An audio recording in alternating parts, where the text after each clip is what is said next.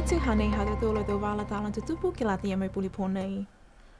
Tai tanga tau la, mo he motu ko Australia ne ko pē ke whai uta he motu, he pungi ni nei. Pē mo he whahi leo, ko hangahang ke leo lahi e matakawi ne pē ai e tonga nei. Ko o ka lahi ke langa ki hake mai ta ngata, ne pā kia lahi e hui mo nā kai mai ke tōri hake he tō whiutu. Ko o atu ai e tō ta ngata puki ata ha BCN mo i poki e tō ata nei. Pē mai e whai leo ko ka mata ai e tātou seanga ke langmatai ki le kua nei, ko tupu mo i langmatai ki lau e tō ta ngata toko ua, tai ta ngata tāne mo i tā e whiwhine. Koe pā kia lai e hui e whiwhine, kai koe tō ta ngata ngā hua mai he whai malolo sino mo laua. Ko kau whakalata ai e tau whahinga hua whakatu whano mo i whalua tangata whusiika ke langmatai ke hele kua nei. Ko whakataka atu e posi Search and Rescue mai langmatai ki ai e posi ha BJ Rex ke matakawi ko nā tuku kua pē ai e tanga nei. Koe mga hone pē ai e tanga lali e tau tangata toko ua ke kakau atu ke poko ahu mo i whai pākia ai a laua. Koe whakatali foki e whahi ta mase awhi ke liu atu e whakalele tō atu ke langmatai ke le kua nei. Koe le kua ke ua akia nei, ke tau tanga tau la he tā whai tapu. Koe aholotu he whai tapu kua mole ne langmatai foki e tā wakatanga kua malana e ni sini ke whai lalo he motu. Koe pōwhaium kua mole ne tolo atu e tau maukoloa he motu ke whale tali whenonga ko Scenic Matawai Resort. Ke tā whiawhianga ke whakamailonga e tau makaka he whainga hua bisinisi. Koe tau mokoloa ko Mark mo ahi cross, mo he Taiona Arts Gallery, ne maua ai e pale mo atu ne whakahingoa koe Champion of Champions. Koe tau seanga nei, nei whawhakahokoi he tau ke waki, mo e whakatoka ai he matakau Chamber of Commerce, ke whakakisi tau makaka he whahingoa business he motu. Kai mua atu ke nawa atu ke he tau ngahua uka he tau maukoloa he motu, ke langa ki hake tau business mo e whakahoho whalu, ke whakatu e tau business ke langa mataia ke tau ngahua whakalaula he motu. Toko limu fulmatolu e maukoloa, ko tuku atu e tau business halo tolu ke he tau sivianga nei, ke mau e tau pale. Si hanei e tau pale halo tolu ko kau tuai he pōwhaiumu. Koe pale ke lata mo e business fō, whinatua i ki a All Relatives Cocktail Bar, ha John mo Sofia Asanzo.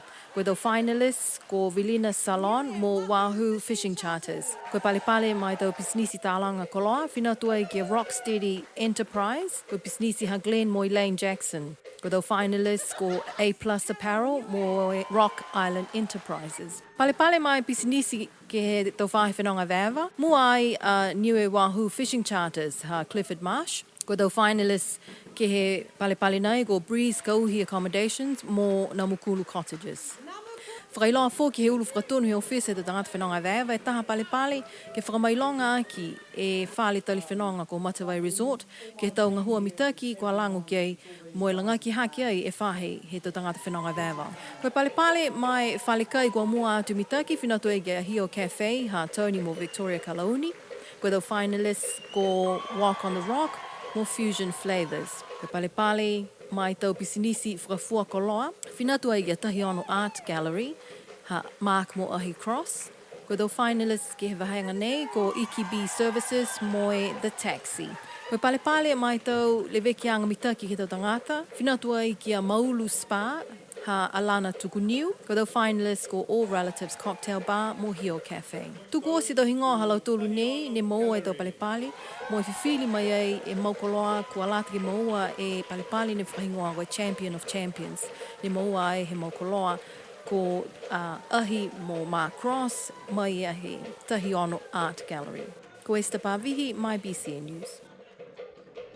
Koe tā tangata tunu kai talahaua he lalolangi ko Peter Gordon, kua kau whakalata ai a ia mo i mokoloa ko Niue Honey ko Andrew Corey ke tau se ai tā whakatakaanga fōu, whakingoa ai e Honey, Niue. Ko whi tā fō ke tau whakatakaanga fōu, ki whakafua ai tā lupo Honey fōu, ki whakamailonga a ki e tuanga he ua se ole mo fulu e tau he whenanga whakamua ha Captain James Cook ke o te Pasifika. Koe lopa tase nei te whakamau ki ai, tolo e whakasino. Koe whakasino whakamua, koe motu ko Niue, koe whakasino ke ua aki, koe logo ki whakamailonga e pupianga ki tau manukoloa nei, moi whakasino ke tolu aki, koe tau lipine aulo, ne maua e Niue Honey, ke tau sivianga he tau Honey, he lalolangi ne whakahoko ai, ki lani toni he tau ua whi hongpuma ano. Koe tau mawehe anga whau nei, tō ki sia ai tau hani Niue, kua whakaonga moi whakafua ai, ke tau whale kai, he tangata tala haua nei, ko Peter Gordon. Pea hoki a Andrew Corey, koe liuni e hani Niue, ki sivi ke tau sivianga he motu ko Pelitania, he tau mga aunga I mua tu hako ki sia, tu mo whai ke tau whale kai I Pelitania, moi tau lupu whau nei.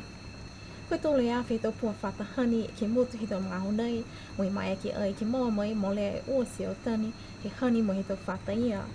Koe hani Niue kua talanga he tau pi kua I loa ai, koe tau pi mea moi nā kai whai ngā ngāo. Koe ake whoki Niue mo motu ke le veki moi pui pui e tau pi, nei tali mai he tau ua whi hongfu ma fitu. Ke le veki moi pui pui e tau taki nei, he tau pi Niue ke moa mai e tau whangahani kua talahaua whoki ke mga au nei. Tokolonga kua tolo atu ke he whāli he matakau olofo polo sea Niue he whai tapu kua mole ke tā whakawhiawhia anga moi matakau katoa. Kua manako pauaki e matakau ke puhala atu halo tōla tau manatu whakaoe ke tau mga whaoa moi tau kapisinga osi kua lamau tai ai ke he matakau. Tau matala ai e ke pule ke he whai sipot he motu koe hupui pale mea ko Billy Tālangi ke toloanga nei. Whakamatala osi e matakau ne watu ai ki Samoa ke tau whetoko sipote e he Pacifica moi halo tōla tau whiawhia ke tau pine ne maua mai he matakau. Koe tau pine nei, koe taha I pine aulo, taha I pine Siliva, moi taha I pine Lapakula. Koe matakau olofo polosea ne ko longa I pine ne maua ai, mai he matakau Niue ne watu ai ke tau whiua nei. Koe tau tangata whiua, ko watu ke he whakawhiawhianga ia he Pacifica Tonga ki Samoa. Whanongonongo mo e mana tuki ai. Si hokoro mana tuanga, hako tuanga he manako. Tuanga he manako ke hoko atu mo hukui motu. Sila he whiawhia, hako hanako ki sia I tau tolu I tau munuena. Ke tau whakauka hamtoro, whapehe mai tau tola hauanga. Ngā hua whakamua kai. Kai ke kua mawhara I māra hau, tō whakarahi atu whoki. Hei ne whakisi mai he presidente. Tau mana atu whakaue atu, ki am tūru osi. Anai whai marolo am tōru ke tausi pihia. Ha koe tau mana atu anga am tōru ke tau whiawhia anga. Mai moto a tau tōru.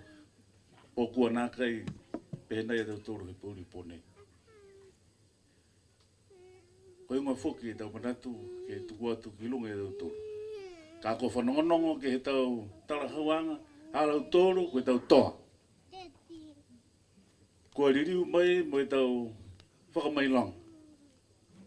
Koe unga whoki, aia ko whakakisi mai. E Christine, whakakisi mai Pauline, Joy, whakawihi atua. Koe tau menau si he ralolangi nei, hatau tōru ni no nofo muatu ke motu nei.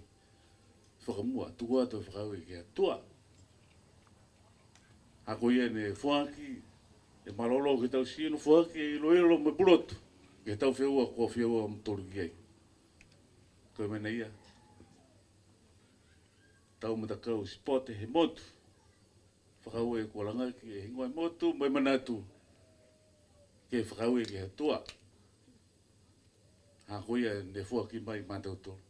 Koe pine aula whakamua Niue ne moa mai he tau whetoko sipote, he Pacific Games, ko maua ai he matakau toko tolu, he tau whiwhine olofopolo. Sea ko Pauline Rex Blumsky, Christine Ioane, mo Joy Perot. Koe pine se lewa ko maua ai he matakau he tau whiwhine toko whā, ko Pilana mo tufo, pika tase liu mai he tau, Joy Perot, mo Pauline Rex Blumsky. Koe pine Lapakula maua ai he matakau he tau tāne toko tolu, ko iki pule ko Dalton Tangelangi, Norman Missy, mo Mark Blumsky. Pēnā hatu tōla tau wāla tāla tutupu ke lata ia mai puli pōnei, atu niu ke whilawia pōlotu, nona whaa, moi manuila.